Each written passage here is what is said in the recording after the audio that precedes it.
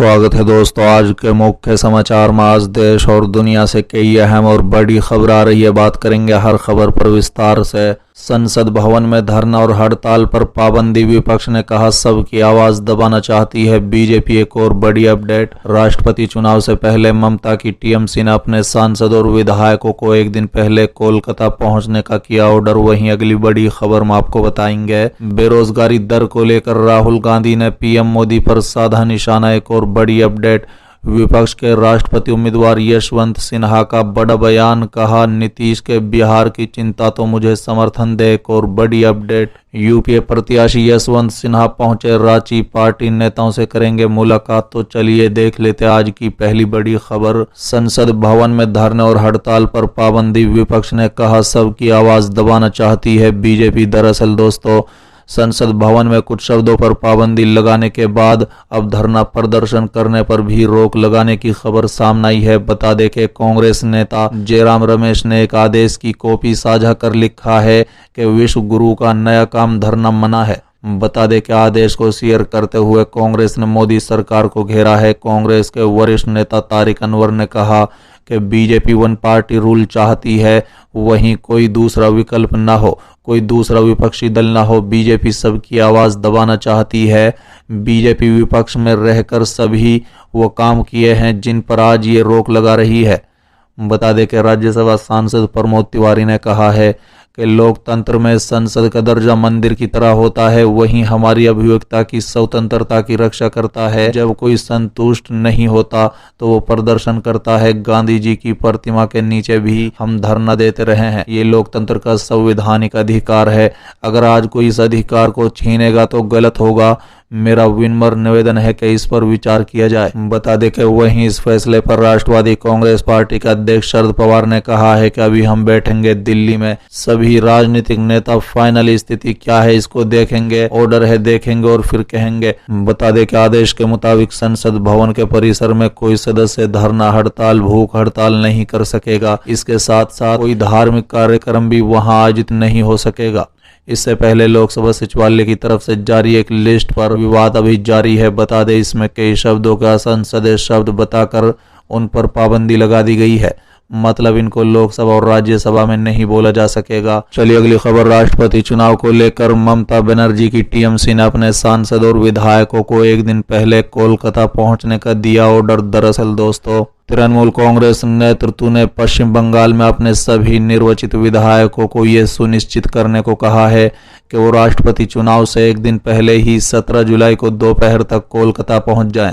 इसी तरह के निर्देश संसद के दोनों सदनों के पार्टी सांसदों को भी भेजे गए हैं जिन्हें पश्चिम बंगाल विधानसभा परिसर में वोटिंग में भाग लेना है। बता दें कि पार्टी के उच्च पदस्थ सूत्रों ने बताया कि ये निर्देश इसलिए दिए गए ताकि पार्टी के दिग्गज जिन्हें राष्ट्रपति चुनाव में मतदान करने का पूरा अनुभव है, सांसदीय राजनीति में नए लोगों को नियमों और प्रक्रियाओं के बारे में अपडेट कर सके।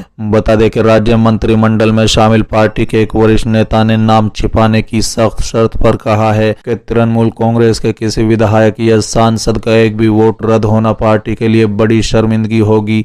उन्होंने कहा है कि विपक्षी उम्मीदवार यशवंत सिन्हा तृणमूल कांग्रेस के राष्ट्रीय उपाध्यक्ष थे, जिन्होंने राष्ट्रपति चुनाव लड़ने के लिए पद से इस्तीफा दे दिया।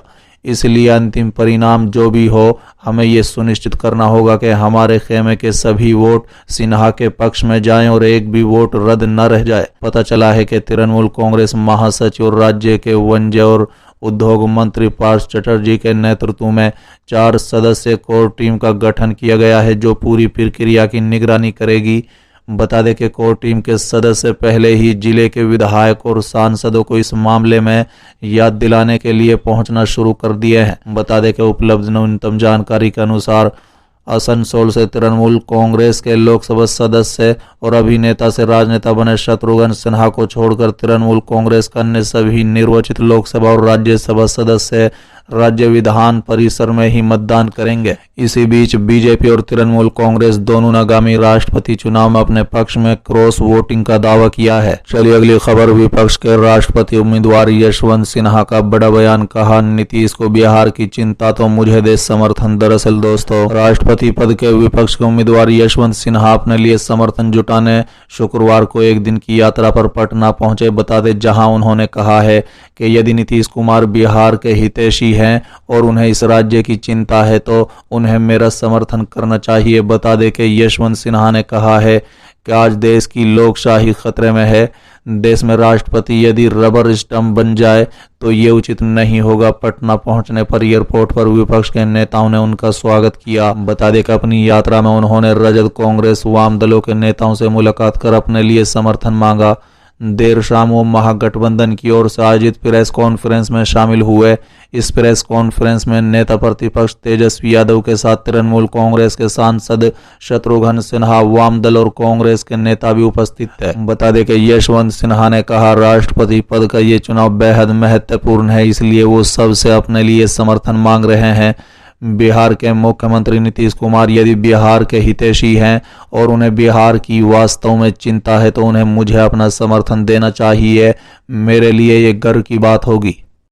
बता दें कि यशवंत सिन्हा ने कहा है कि आज केंद्र कई तरह से संसद को पंगु बना रही है। आज प्रजातंत्र खतरे में नहीं बल्कि समाप्त हो गया है। लोकतांत्रिक व्यवस्था में सरकार कोई फैसला लेने से पहले सहमति लेती है, परंतु इस सरकार में ऐसा नहीं होता।